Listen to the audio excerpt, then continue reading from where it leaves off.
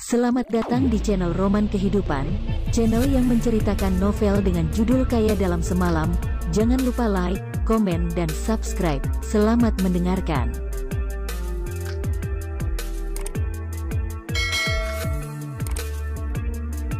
Bab 478. Undangan pesta minum. Seseorang berpura-pura menjadi dirinya untuk mempengaruhi semua orang. Ini adalah hal yang tidak bisa Qin Lang terima. Dia merasa seharusnya mencari waktu untuk bicara dengan perkumpulan Jingwu. Kalau begitu, kapan kami berkesempatan bertemu dengan guru Qin yang dimaksud? Tanya Qin Lang dengan sengaja. Beberapa murid itu sontak merasa tidak tenang. Jangan lihat mereka berbicara dengan begitu percaya diri. Sebenarnya kenal atau tidaknya ketua pada mereka adalah sebuah pertanyaan besar. Menghubungi lewat mereka adalah hal yang sangat tidak masuk akal. Saat ini, seorang anggota perkumpulan Jingwu mendadak menepuk jidat sendiri, berkata, hari Kamis ini, kota Yan akan mengadakan satu kali pesta minum persahabatan dalam dunia bela diri.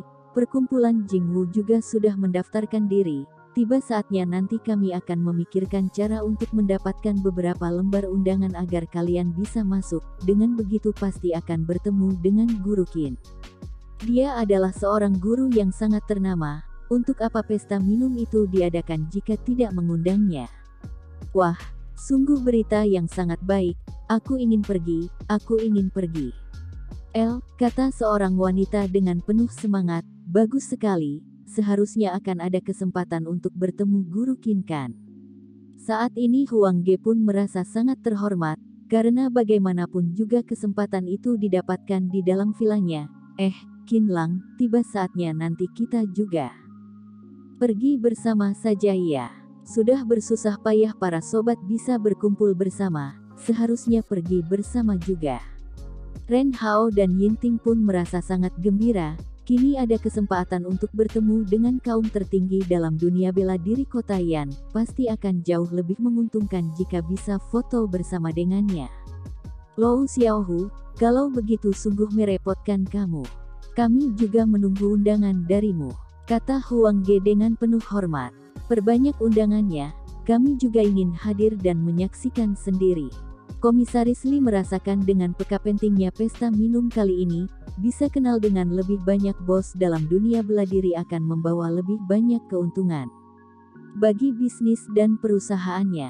Soal ini, Lou Xiaohu melihat wajah orang-orang yang penuh berharap, bimbang sesaat lalu berkata, sejujurnya saja, jika terlalu banyak orang yang ingin pergi, aku tidak yakin bisa mendapatkan undangan untuk semuanya atau tidak. Saat ini Huang Hanzu pun menghampiri, bertanya dengan sangat semangat, Xiaohu, apakah kamu bisa? Raut wajah Lou Xiaohu menjadi semakin buruk. Ini tidak terlalu mudah. Sedangkan Qin Lang memiliki kesan yang cukup baik tentang Huang Hanzu. Melihat Huang Hanzu sangat berharap bisa hadir, dia pun berkata, Paman Hanzu, apakah Paman ingin menghadiri pesta minum dunia bela diri yang dimaksud? Coba dengar nada bicaranya. Seolah-olah kamu bisa mendapatkan undangan untukku, mungkin saja belum sampai di depan pintu sudah diusir pergi oleh orang, kata beberapa anak buah perkumpulan Jingwu dengan nada menyindir. Sebelum Huang Hanzu menjawab perkataan Qin Lang, Lou Xiaohu kelihatan sangat emosi mendengar nada bicara Qin Lang yang begitu santai. Tangan melambai cepat, lalu berkata, sudahlah. Tiba saatnya. Nanti aku akan beritahu pamanku. Pasti akan membawa kalian masuk ke dalam lokasi acara. Wah, hebat sekali. Xiaohu, kamu hebat sekali. Sekelompok pria dan wanita sangat gembira mendengarnya. Huang Hanzu pun tertawa sambil berkata pada Qin Lang, jika ingin pergi juga, tiba saatnya nanti aku akan usahakan untukmu. Lihat saja apakah aku bisa mendapatkan satu lembar undangan untukmu. Qin Lang tersenyum menjawab, baiklah, terima kasih banyak, Paman Hanzu. Qin Lang hanyalah seorang satpam, bagaimana mungkin memiliki kemampuan mendapatkan undangan? Baru saja pasti hanya bicara sembarang. Huang Ge dan lainnya memiliki pikiran yang sama. pada akhirnya mereka pun tetap harus mengandalkan relasi Lou Xiaohu agar mendapat harapan untuk hadir di pesta. Semua orang berkumpul dan bercanda tawa. Dalam sekejap mata pesta ulang tahun pun berakhir. Semua orang pergi secara teratur dengan ekspresi wajah bahagia. Tidak lama kemudian, sebagian besar orang telah bubar, tersisa Chen Menglu, Lu Xiaoman dan beberapa orang lainnya. Saat ini Qin Lang juga bersiap-siap pulang rumah. Qin Lang, sekarang kamu akan pulang. Kemana? Tanya Huang Hanzu. Aku kembali ke SMP Huajie. SMP Huajie. Huang Hanzu terkejut mendengarnya. Itu adalah sekolah yang sangat ternama. Disebut-sebut sebagai sekolah terbaik di wilayah Fengzhou, mendidik dan menghasilkan satu demi satu murid berbakat. Kamu kerja di sana? Tanya Huang Hanzu secara refleks. Setelah itu dia seperti berhasil menebak sesuatu, mengangguk berkata, Oh, aku mengerti. Dia berpikir sudah pasti Qin Lang bekerja sebagai satpam di SMP Huajie. Jelaskan, apa pekerjaan kamu di Sempuajie? Cih, yang tidak tahu apa-apa pasti akan mengira kamu menjadi kepala sekolah di SMP Huajie. Berhasil melihat sedikit celah, Lu Xiaoman langsung menyerang Qin Lang dengan kata-kata sindiran. Hampir sama dengan kepala sekolah, jawab Qin Lang dengan tegas. Haha. Chen Menglu tertawa hingga rahang bawah hampir saja copot. Jangan mengada-ada, setebal apapun kulit sapi, tetap akan robek. Xiaoman sudah berulang kali melihatmu mengenakan seragam satpam. Menjadi orang dengan jabatan paling rendah tidaklah menyedihkan. Yang menyedihkan adalah membual di mana-mana hanya demi terhiburnya hati sendiri. Aku tidak membual, Qin Lang berekspresi tak berdosa. Menjadi guru hanyalah hobi di sela-sela pekerjaannya. Tetapi kenapa orang-orang itu malah mengatainya membual dan mengada-ada? Aku beritahu kalian seperti apa sebuah SMP Huajie. Chen Menglu menampakkan ekspresi seolah tahu akan segala sesuatu. Bulan 9 tahun ini, seorang anak kepala polisi ingin mendaftar ke SMP Huajie. Setelah melewati ujian, hasilnya hanya selisih satu nilai. Pada akhirnya langsung dicoret dari daftar. Nama, harga diri kepala polisi sungguh telah dijatuhkan. Pada akhirnya kepala polisi menemui pihak sekolah. Tahukah apa yang mereka katakan? Mereka berkata anak dari menteri pemerintah pun telah dicoret dari daftar. Seketika membuat kepala polisi terkejut setengah mati. Pada akhirnya tidak jadi masuk ke sekolah itu. Setelah Chen Menglu berkata demikian, raut wajah Huang Hanzu pun menjadi semakin buruk, disertai sedikit kekecewaan. Qin Lang, orang-orang yang datang kemari adalah orang-orang dengan wawasan luas. Aku hanya ingin memberitahu kamu, jujurlah menjadi orang, Paman Hanzu. Aku sungguh bekerja di SMP Huajie. Sebenarnya tidak ada yang bisa dibanggakan dan aku juga tidak ingin bekerja lebih lama lagi, kata Qin Lang sambil membalikkan telapak tangan, terlihat sangat tidak berdaya. Cekak, sungguh bersikeras dan pantang. Menyerah, kamu kira menjadi guru di Sempuajie adalah hal yang begitu mudah? Kamu juga berkata hampir sama dengan kepala sekolah, kamu murni sedang bercanda. Chen Menglu merasa ingin sekali tertawa dengan puas, dan tamu-tamu lainnya pun ikut menunjukkan ekspresi remeh. Jelas-jelas kata-kata bohong, dia baru berusia 20-an tahun, bagaimana mungkin bisa mendapatkan fasilitas setara dengan kepala sekolah di SMP Huajie yang sangat terkenal itu. Memangnya dia anggap semuanya orang bodoh? Sudahlah, Xiao Lang, lihatlah waktu. Tidak awal lagi, Paman kebetulan pergi dengan mobil. Kamu tidak akan bisa mendapatkan taksi di kawasan villa. Paman antar kamu saja, antar kamu sampai ke Hua Jie. Bagaimana? Melihat sikap Qin Lang, yang suka melebih-lebihkan dan gila kehormatan, kesan baik Huang Hanzu pada Qin Lang pun menurun dengan pesat, segera memotong perkataan Qin Lang. Sungguh tidak tega melihat Qin Lang menjadi tontonan semua orang. Paman Hanzu, terima kasih atas niat baikmu. Tetapi aku rasa tidak perlu. Fengsu berjarak begitu jauh dari Villa Zijun. Aku minta mobil lain datang jemput saja, kata Qin Lang dengan nada datar.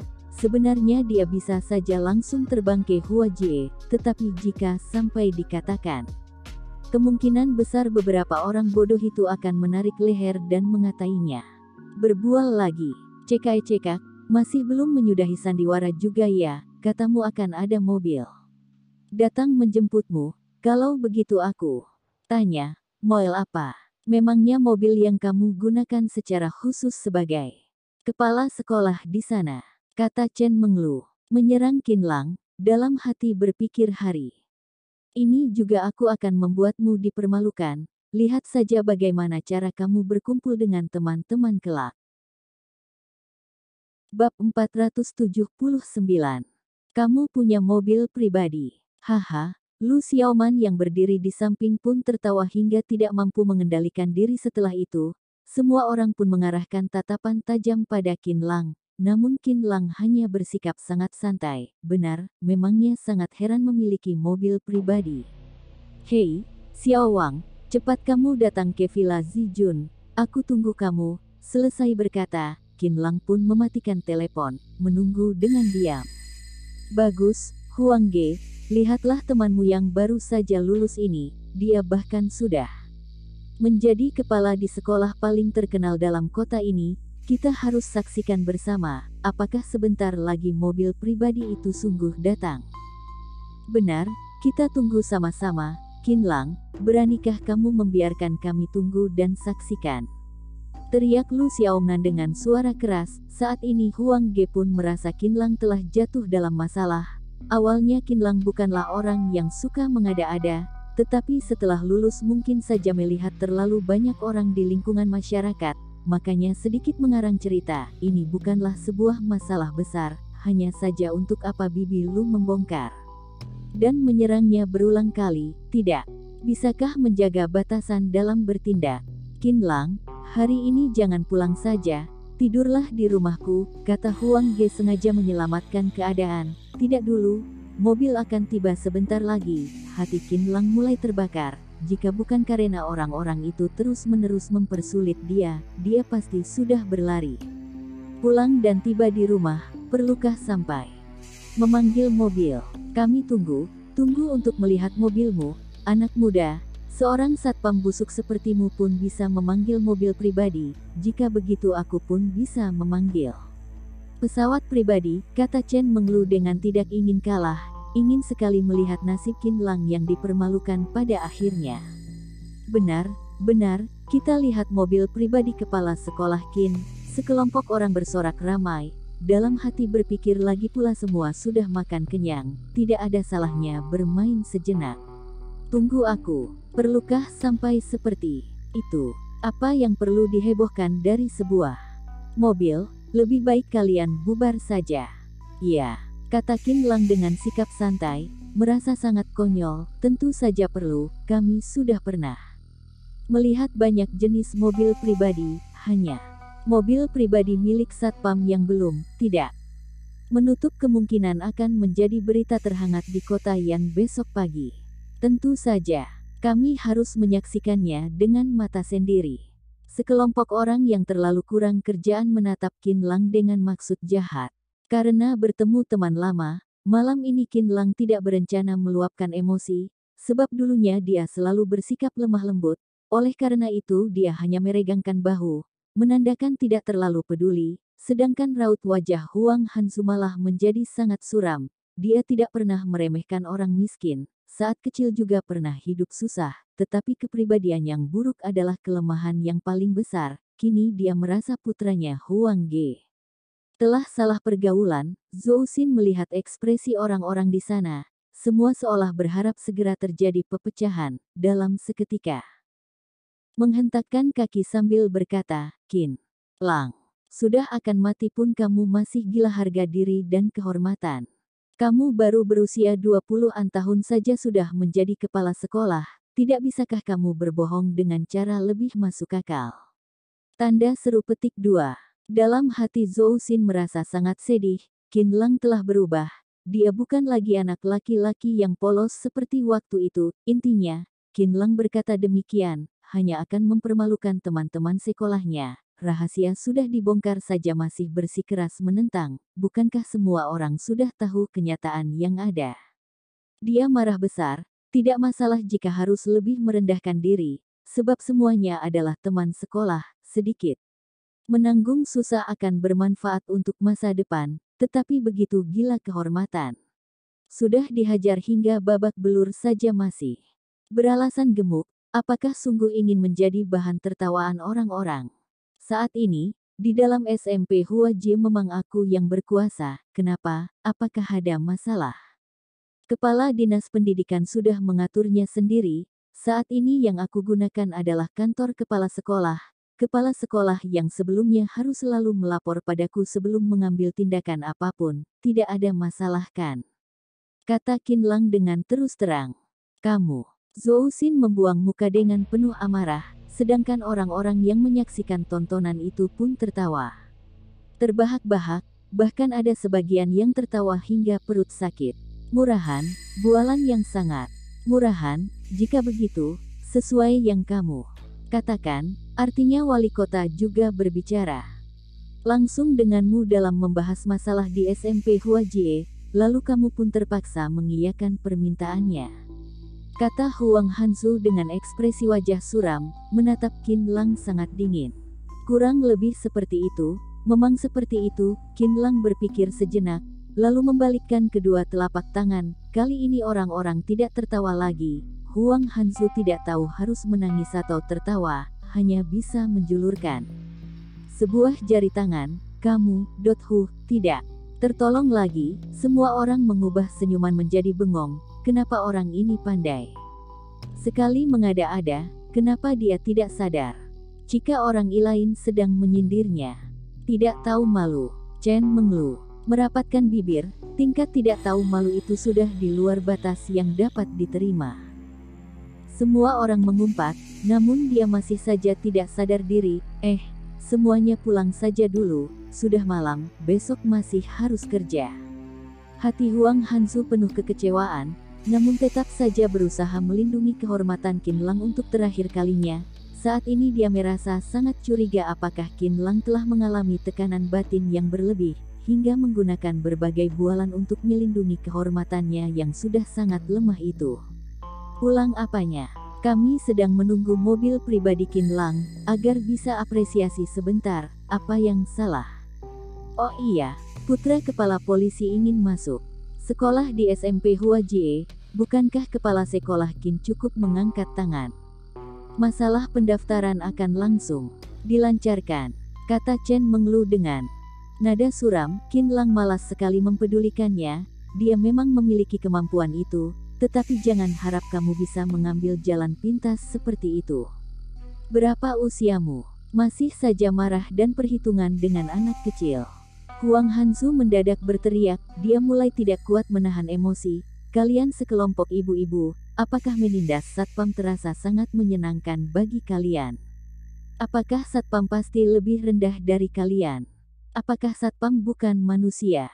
Cekak, kakak Huang, jangan marah. Dia sendiri yang berkata memiliki mobil pribadi, makanya kami ingin menunggu. Chen mengeluh hampir tidak kuat menahan tawa. Kakak Huang, masalah ini tidak boleh menyalahkan mengeluh, Qin Lang sendiri yang mengatakannya. Benar, jika dia memang ingin sandiwara, kami pun akan bekerja sama dengan baik, sama-sama senang. Kakak Huang jangan marah karena masalah ini, Qin Lang tersenyum. Kelihatannya Paman Hanzu tidak terlalu percaya dengan kata-katanya. Kalau begitu tunggu saja jika bersedia menunggu, 5 menit, 6 menit, 10 menit, 15 menit. Di tengah pandangan remeh orang-orang, satu mobil pun tidak dijumpai masuk ke kawasan Villa Zijun. Aduh, kenapa belum datang juga? Apakah terjadi kesalahan di tengah jalan? Bukan terjadi kesalahan, aku rasa. Bukan terjadi kesalahan, tetapi di tengah jalan sang supir bertemu ibu-ibu yang akan segera melahirkan, lalu segera mengantarnya ke rumah sakit terlebih dahulu, barulah datang terlambat, semua yang kalian katakan tidak benar. Aku rasa pasti supirnya minum bir dan ditahan oleh polisi lalu lintas, makanya malam ini diharuskan menetap di balik jeruji besi. Nampaknya sampai langit terang pun mobil pribadi itu tidak akan sampai. Berbagai sindiran menyerang bagai hujan yang mengguyur. Huang Hanzu menghela nafas berat, berkata, Qin Lang, akuilah kesalahanmu. Dia merasa seharusnya Qin Lang bersikap lebih jujur, mungkin saja masih bisa menyelamatkan kesannya di mata orang. Orang, bersikeras memperjuangkan harga diri hanya akan membuat orang semakin risih. Tiba-tiba saja terdengar suara klakson. Setelah itu lampu mobil menyala, menerangi bagian luar villa. Benar-benar datang. Belasan orang tersadar dari lamunan, segera berlari keluar untuk melihat mobil siapa yang datang. Aku rasa pasti suamiku datang menjemputku, kata Chen Menglu sambil berjalan ke arah luar. Ini adalah suara mobil Audi, aku sangat familiar dengan suara ini. Bab 480. Semua tercengang. Saat semua orang tiba di luar villa, Chen Menglu adalah orang yang paling pertama tercengang, karena itu bukan mobil Audi milik suaminya. Jika begitu, mungkinkah mobil milik pasangan yang lain? Meski mobil Audi yang berada di bawah pancaran lampu jalan itu tidak termasuk tipe kelas atas, namun setidaknya berharga 800.000 yuan, terutama bagian badan mobil, warna hitam mengkilap, terlihat sangat mewah. Lu Xiaoman sengaja memanjangkan leher demi melihat plat mobil itu. Plat mobil Feng Zhou, bisa dipastikan pemiliknya adalah orang Feng Zhou. Mungkin saja memiliki relasi yang baik dengan supir itu, makanya sekalian dijemput karena satu jalan. Chen Menglu masih saja tidak percaya seorang satpam bisa dijemput oleh mobil pribadi, sedangkan Huang Hanzu malah merasakan kejut dalam hati. Dia merasa ada yang tidak beres, mungkin saja tidak seperti yang mereka pikirkan. Saat ini, supir pun membuka pintu Audi, turun dan berlari ke hadapan Qin Lang sambil berkata, Kepala sekolah Qin, mohon maaf baru saja terjebak macet di jalan, apakah aku datang terlambat? Supir itu berusia sekitar 20-an tahun, raut wajah terlihat sangat ketakutan, nada bicaranya pada Qin Lang terdengar sangat hormat. Ini bukanlah hal yang bisa dibuat-buat. Dalam seketika, semua orang tercengang. Semua orang menatap Qin Lang bagai orang idiot. Mungkinkah Qin Lang bukan mengarang cerita, tetapi memang kepala sekolah di SMP Huajie? Baru saja Qin Lang berkata dirinya hampir sama dengan kepala sekolah. Kini kelihatannya sungguh tidak ada yang salah. Supir bernama Xiao Wang itu sungguh memanggilnya kepala sekolah Qin. Xiao Wang, sudah beritahu kamu, jangan memanggilku kepala sekolah Qin. Aku tidak terbiasa. Kamu datang tepat waktu. Ayo kita naik mobil. Jika tidak, orang-orang akan mengiraku bersandiwara dan yang aku datangkan bukan mobil pribadi. Baiklah, kepala sekolah Qin. Supir bernama Xiao Wang itu masih saja memanggilnya kepala sekolah Qin. Setelah itu baru menyadari isi perkataan Qin Lang. Segera menambahkan, hanya ada satu mobil dinas di SMP Huajie dan ini dikhususkan untuk Anda. Bagaimana mungkin sekedar sandiwara? Ada sedikit rasa kesal dalam nada bicara supir Xiao Wang. Datang menjemput Qin Lang adalah sebuah kebanggaan baginya, tetapi ada saja sebagian orang yang iri pada kepala sekolah Qin yang sudah sukses di usia muda. Kali ini semua sudah jelas. Semua orang tidak mampu berkata-kata, di usia 20-an tahun sudah menjadi kepala sekolah ternama. Ini sulit sekali dipercaya. Tetapi semua itu tidak seperti palsu. Supir itu, sikapnya pada supir itu, mungkinkah bisa dibuat-buat? Jika memohon seorang supir untuk membela dirinya, supir itu pasti bersikap sangat sombong. Tidak mungkin hormat dan tunduk seperti itu. Perubahan ini terlalu besar. Dalam sekejap mata seorang satpam berubah menjadi kepala sekolah SMP Huajie. Sungguh mengguncang hati mereka. Yinting dan Ren Hao pun mengumpat dalam hati. Sungguh perubahan yang mendadak. Qin Lang sialan menyembunyikan semua ini dengan begitu dalam.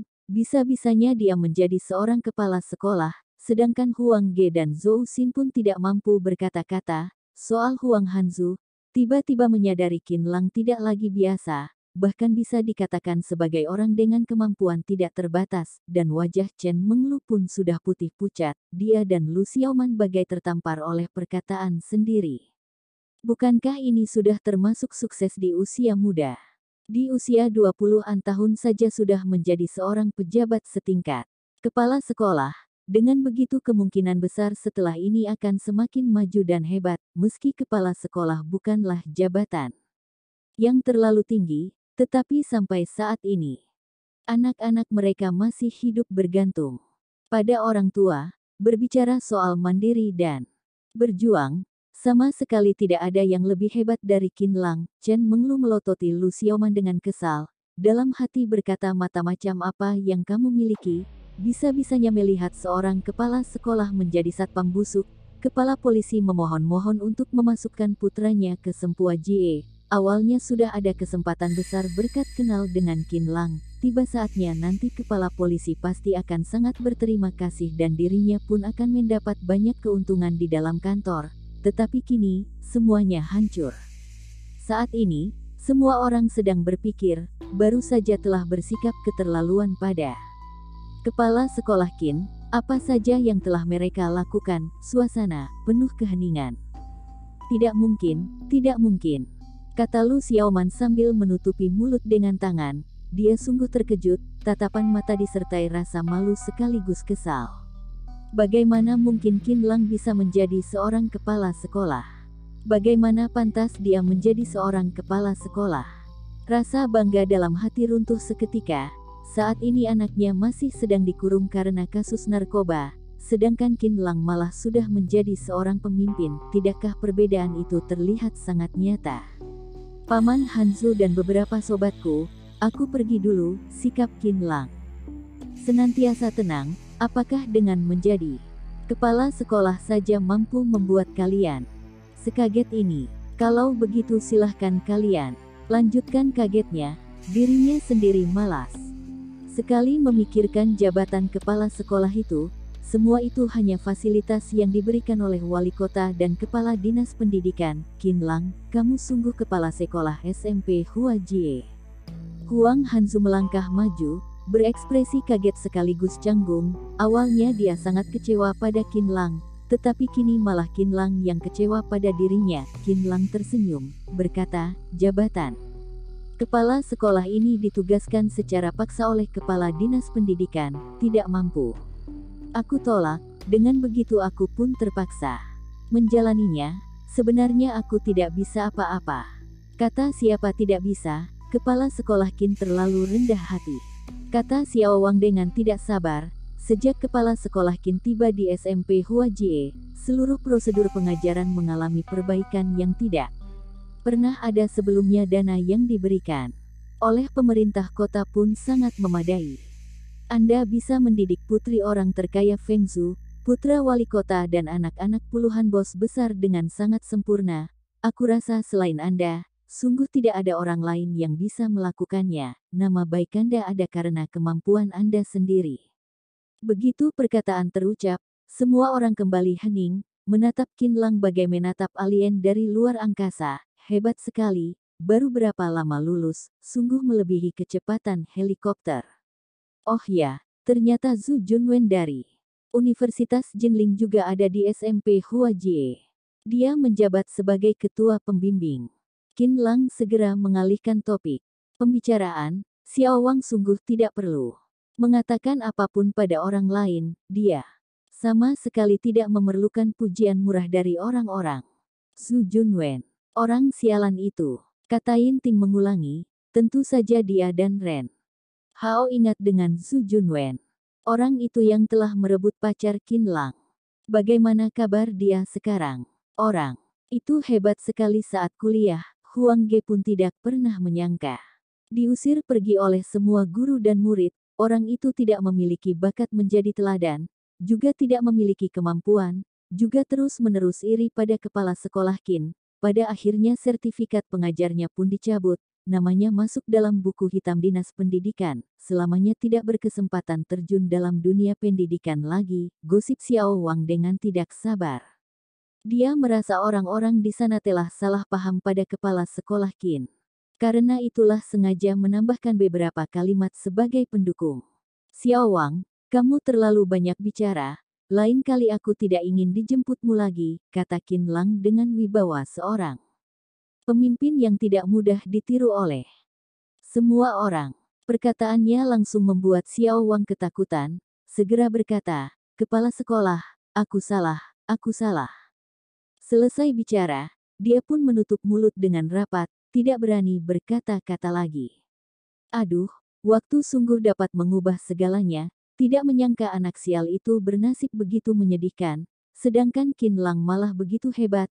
Hidup ini benar-benar menakjubkan. Beberapa teman satu asrama Qin Lang sangat senang mendengarnya, sungguh terkejut menyadari kesuksesan Qin Lang saat ini. Karma, pasti karma, sedangkan Huang Hanzu, dia tentu saja tidak tahu banyak soal masa lalu Qin Lang, segera menghampiri dan berkata, Qin Lang, mohon maaf, Paman Hanzu sudah salah paham padamu. Huang Hanzu menggenggam tangan Qin Lang, mengayunkannya dengan kuat. Berkata, aku terlalu percaya diri dan keras kepala. Bab 481. Serangan di malam hari. Terkejut, canggung, menyesal, bersyukur, berbagai rasa bercampur aduk di dalam hati Huang Hanzu. Qin Lang adalah teman baik Huang Ge, kali ini juga berarti dia menaikkan harga diri keluarga Huang. Qin Lang tersenyum, Paman Hanzu, ini adalah kesalahanku, tidak mengatakannya dengan jelas padamu. Huang Hanzu menggelengkan kepala, tidak, akulah yang tidak memiliki pandangan luas, memandangmu dengan prasangka buruk. Paman Hanzu, jangan katakan lagi, ini hanya hal kecil, dengan hubungan kita, ini bukanlah masalah. Qin Lang tersenyum dan memotong ucapan rasa bersalah Huang Hanzu, kalau begitu, aku pergi dulu. Huang Hanzu menganggukkan kepala. Saat ini, Chen Menglu dan yang lainnya sangat malu, merasa wajahnya semakin lama semakin bengkak. Huang Hanzu melihat Chen Menglu dan Lu Xiaoman sedang memuncungkan mulut, dia pun sedikit marah dan mendengus. Hari ini semuanya sangat baik, hanya saja beberapa orang yang dibawa datang oleh Chen Menglu benar-benar sangat menjengkelkan. Qin Lang, hebat sekali ya.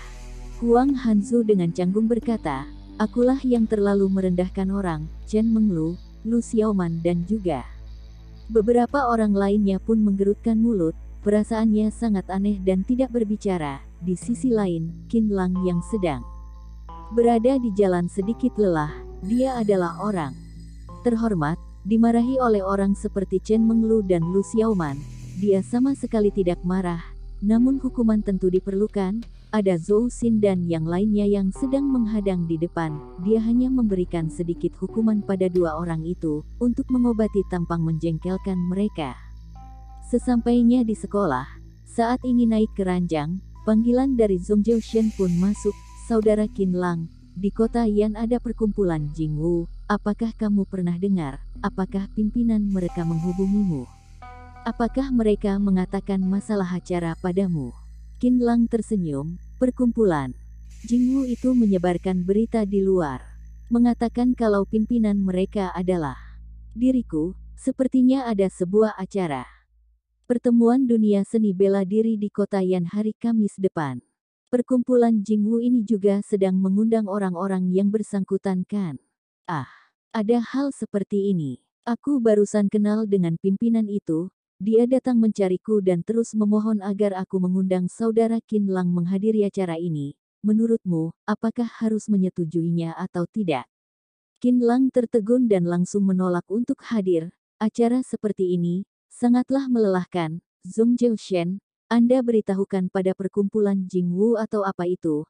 Aku sama sekali tidak ada hubungannya dengan mereka. Suruh mereka datang menemuiku secara langsung, atau mereka harus menerima akibatnya sendiri. Qin Lang berkata, baik, aku pasti akan menyampaikannya. Pimpinan apaan ini juga? Sangat keterlaluan. Zhong Jiushen yang berada di balik telepon pun mulai merasa gugup. Dia sangat jelas dengan sifat Qin Lang. Pimpinan ini mungkin akan sial. Qin Lang bersandar di ranjang sambil berkata, Tuan Besar, Anda tahu aku pasti akan menolak, makanya kamu menghubungiku untuk membujukku kan? Tidak ada cara lain. Dunia seni bela diri kota Yan sangat ingin melihat langsung kehebatanmu, sangat ingin kamu hadir, Zhong Jiushen buru-buru berkata. Dia dengan langsung berkata, kalau kamu tidak berpartisipasi, acara kali ini tidak akan sempurna, juga akan membuat para junior kecewa, bagaimanapun kamulah peran yang paling penting, acara kali ini, daripada dikatakan sebagai acara untuk membina hubungan, lebih baik dikatakan sebagai acara yang memanfaatkanmu untuk menginspirasi semua orang. Karena kamulah yang sudah menginspirasi seni bela diri Huaxia, memberitahukan pada semua orang bahwa seni bela diri bisa sampai di tahap apa, dengan kata lain, mereka melihat masa depan seni bela diri di dalam dirimu, tidak peduli betapa berkembangnya dunia. Seni bela diri tidak akan layu, oleh karena itu kami semua sangat berharap kamu bisa berpartisipasi dalam acara seni bela diri kali ini. Qin Lang merasa sakit kepala, dia tidak suka menghadiri acara seperti ini dan lebih suka untuk berhubungan dengan terlalu banyak orang. Hehe, Tuan Besar sudah berkata seperti ini, kalau saya tidak hadir, sepertinya tidak pantas kan? Setelah berpikir sejenak, Qin Lang pun tertawa terbahak-bahak. Baik, hari Kamis aku akan hadir tepat waktu, namun aku hanya hadir, jangan sampai mengadakan terlalu banyak kegiatan ramah tamah. Zhong Jiushen sangat senang, terima kasih saudara Qin Lang, sudah memberikan wajah yang begitu besar padaku, kamu tenang saja, aku pasti akan mengurusnya. Setelah menutup telepon, Qin Lang pun langsung berbaring ke ranjangnya dengan kuat. Dalam sejenak, Qin Lang pun menguap dan setelah itu dia pun perlahan masuk ke alam mimpi. Di dalam mimpi, Qin Lang tiba-tiba bermimpi dia sedang bertengkar dengan Zhong Yu, bahkan membuat Zhong Yu marah. Hingga memalingkan tubuh, membuka jendela dan langsung melompat. Qin Lang menyesal tidak segera menariknya, dia menggerahkan seluruh tenaganya untuk menarik setengah tubuh Yuer. Di saat dia sudah akan segera menyelamatkan Zhong Yu, tiba-tiba, ada sebuah sinar pedang yang melintas, pedang itu dengan kuat menebas lengan Qin Lang. Qin Lang pun merinding. Tidak, Qin Lang pun terkejut hingga bangun dari mimpinya, bagaimana mungkin Yuerku seperti ini? Benar-benar lucu, dia juga hanya memikirkannya sejenak, lalu menyadari ada sebuah bahaya yang datang dari belakangnya, wajah Qin Lang langsung berubah. Sepasang tangannya menahan ranjang dan bangkit, namun menyadari ruangan dipenuhi dengan sebuah aroma bunga, aroma racun. Qin Lang dengan sangat cepat menyadari ada yang salah dengan aroma ini karena tubuh dan pikirannya benar rileks, barusan dia sama sekali tidak merasa berjaga-jaga. Qin Lang bahkan merasa tubuhnya semakin lemas, yang merupakan tanda-tanda bahwa racun itu sudah memasuki tubuhnya. Qin Lang mengerahkan tenaga untuk memiringkan tubuhnya. Cekrek, hampir pada saat bersamaan, sebuah pedang samurai menusuk dari bawah ranjang, menggores 3 cm tubuhnya. Kalau Qin Lang tidak menghindari, maka pisau ini akan menembus jantung Qin Lang. Sungguh berani, Qin Lang berteriak, bahkan ada orang yang berani bersembunyi di bawah ranjangnya. Dia hanya berteriak keras, racun di dalam tubuhnya pun segera menghilang. Dalam seketika kekuatan Qin Lang sudah kembali. Bro, dan juga pada saat ini juga, dari bawah ranjang keluar seorang wanita yang memakai topeng. Setelah itu tubuhnya langsung terbang, menuju pada langit-langit, lalu berbalik dengan cepat. Setelah itu, dia seperti sebuah bola meriam yang menukik ke bawah, pedang samurai yang ada di tangannya langsung terjatuh. Ini adalah sebuah teknik membuah dari atas ke bawah. Wanita yang memakai topeng mengarah pada bagian yang terlemah Qin Lang, bagian atas kepala, sangat kejam. Baguslah kamu datang, Qin Lang bahkan tidak mengangkat kepala, langkah kakinya berpindah, tubuhnya seperti bayangan yang tidak terlihat. Bro, pedang samurai tidak mengenai apapun dan langsung mengenai ranjang, hanya terdengar sebuah suara yang keras. Seluruh ranjang langsung terbelah menjadi 2, semua per di dalam langsung putus, sangatlah mengerikan, serangannya tidak berhasil, wajah wanita bertopeng itu pun langsung berubah, kamu tidak keracunan. Sudah aku atasi. Qin Lang menghela nafas panjang, kamu tidak perlu memakai topeng itu lagi. Pakaian, Sepatu dan gaya rambutmu saja tidak diubah, apa gunanya kamu memakai topeng? Qin Lang menatapnya sambil tersenyum, kamu menipu dirimu sendiri. Nona Chen mengeluh. Kelopak mata wanita bertopeng itu melompat, setelah itu dia pun melepaskan topengnya. Benar adalah Chen mengeluh yang centil. Qin Lang, kamu memang luar biasa. Dibandingkan dengan dirinya yang cerewet saat di acara, Chen mengeluh terlihat sedikit lebih galak, tidak hanya berhasil menghindari tusukan mematikanku, juga bisa mengatasi racun bunga sakuraku. Chen mengeluh awalnya mengira membunuh Qin Lang adalah hal yang mudah. Bagaimanapun racunnya selama ini tidak terkalahkan, tidak disangka malah diatasi oleh Qin Lang. Terima kasih atas pujianmu. Qin Lang tersenyum, kamu menggunakan trik ini di hadapan seorang master alam dewa, bukankah kamu terlalu tidak tahu diri? Chen mengeluh memicingkan mata. Kelihatannya aku sudah terlalu meremehkanmu. Qin Lang mencibir, kalian memang sudah memanfaatkan semua kesempatan, namun membunuhku tidaklah mungkin. Lu Xiaoman itu juga ada masalah, apakah malam ini dia tidak datang? Qin Lang berkata, kalian sengaja mencari masalah denganku di jamuan makan hari ini, aku sudah menyadarinya dari awal. Dengan posisi sebagai bibi Zhou Xin, Chen mengeluh terus mengejek dan menghina Qin Lang, tujuannya adalah agar Qin Lang mengira dia adalah wanita yang tidak masuk akal dan akan mengurangi kewaspadaan Qin Lang padanya. Bab 482. Wanita melayang. Dunia ini kejam dan yang paling kejam adalah hati manusia. Chen mengeluh tahu musuh yang sedang dia hadapi adalah orang yang sangat hebat, oleh karena itu dia juga sangat serius, bisa dikatakan jika ekspresi ataupun psikologisnya adalah seorang wanita yang tidak masuk akal. Dan faktanya, dia adalah seorang petarung bela diri yang sangat ambisius. Dia sedang menunggu mobil dengan ekspresi sedang menunggu Qin Lang dipermalukan. Dia sedang menunggu waktu yang paling membuat Qin Lang tidak waspada. Setelah itu, dia pun mengikuti Qin Lang masuk ke Hua Jie, mengira semuanya ini tidak akan diketahui, obat bius, pedang samurai, pukulan petir. Dia mengira kali ini tidak akan ada kesalahan, namun sayangnya Qin Lang bisa mengatasi racun dari obat bius itu dalam seketika dan membuatnya gagal. Bukannya Chen mengeluh tidak hebat, namun Qin Lang yang terlalu hebat. Kali ini Chen mengeluh ketahuan, tangannya yang sedang memegang pedang samurai pun bergetar dan terus menatap Qin Lang. Tidak peduli betapa hebatnya dirimu, malam ini aku tetap akan membunuhmu. Oh, Qin Lang tersenyum, darah di dalam tubuhnya mulai berkumpul. Kamu sudah menghancurkan ranjangku, kamu benar-benar hebat. Baiklah, tidak mengeluarkan tubuh aslimu, kamu pasti tidak akan puas. Tubuh asli apa? Apa yang sedang kamu katakan? Chen mengeluh langsung. Terkejut, Qin Lang menatap Chen mengeluh. Kamu adalah wanita yang unik, di tubuhmu ada sebuah aura wanita dari luar, tidak tahu apakah tebakanku benar atau tidak. Tubuh Chen mengeluh langsung bergetar, dalam seketika tubuhnya langsung melompat dan langsung mengeluarkan sebuah pisau.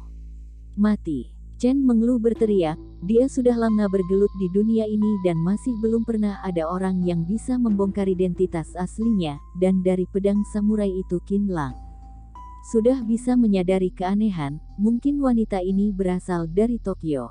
Mengenai bagaimana dia bisa berpura-pura menjadi bibi Zhou Xin, ini harus diselidiki. Berbahaya, wanita Tokyo ini sangatlah berbahaya, mengubah identitas dan penampilannya tanpa jejak dan Qin Lang lah yang membongkarnya secara langsung. Saat ini Chen mengeluh tentu harus menggunakan segala cara untuk menyerang dan membunuh Qin Lang yang sudah mengetahui identitasnya ini. Cahaya pisau melintas, bilah pedang samurai langsung menusuk leher Qin Lang. Pisau sangat tajam dan begitu cepat seperti angin. Dan Qin Lang langsung terbang mundur, tubuhnya seperti daun yang tertiup angin di udara. Tusukan ini tentu tidak mengenai siapapun. Chen mengeluh sama sekali tidak berhenti. Dengan cepat tebasan vertikal menjadi tusukan horizontal dan ditujukan pada Qin Lang. Namun Qin Lang hanya menghindar dengan santai. Dalam seketika dia kembali menghindarinya. Hei! Chen mengeluh berteriak. Di antara kilatan sinar ada 21 pisau dikeluarkan.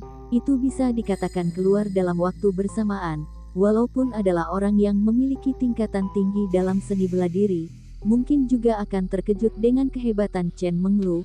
Orang biasa dari awal mungkin sudah berdarah-darah dan mati karena serangan yang seperti hujan ini. Kilatan sinar berkumpul menjadi bayangan yang melindungi Qin Lang.